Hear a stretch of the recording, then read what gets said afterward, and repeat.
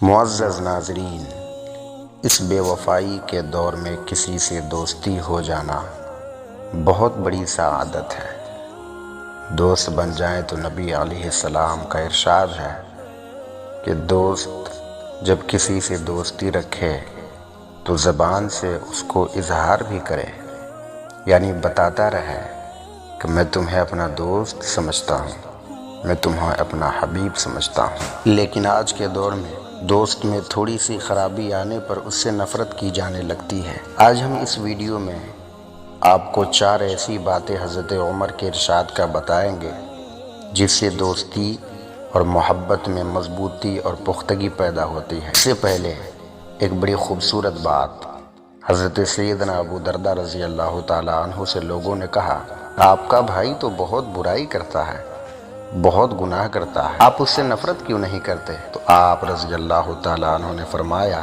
کہ میں اس کے گناہوں سے نفرت کرتا ہوں، آخرکار بھائی تو میرا اپنا بھائی ہے۔ یعنی برے آدمی کے برائی سے نفرت کی جائے، نہ کہ اس انسان سے۔ آئیے وہ 4 اقوال حضرت سیدنا عمر رضی اللہ تعالیٰ عنہ کے جس سے دوستی مضبوط ہوتی ہے۔ پہلا، دوست کو پسندیدہ نام سے پکارا جائے، یعنی جو نام اس کو پسند ہو، جس نام سے وہ محبت کرتا ہو، اسی نام سے آپ بھی محبت بھرے لہجے میں پکارے، اس دوست کے دل میں آپ کی محبت پیدا ہو جائے گی۔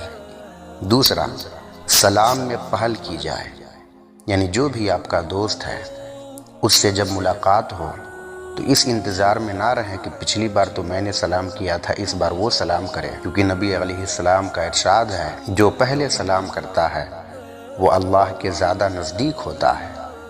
تیسرا، بیٹھنے میں دوست کو مقدم رکھا جائے، یعنی اگر کہیں بیٹھنے کی جگہ آئے تو پہلے کرسی انہیں دی جائے، پہلے بیٹھنے کے لیے جگہ انہیں دی جائے، انہیں احساس ہوگا کہ اس کے دل میں میرے لیے احترام ہے، اور جس کے دل میں انسان کا احترام ہوتا ہے وہ اس سے محبت کیا کرتا ہے۔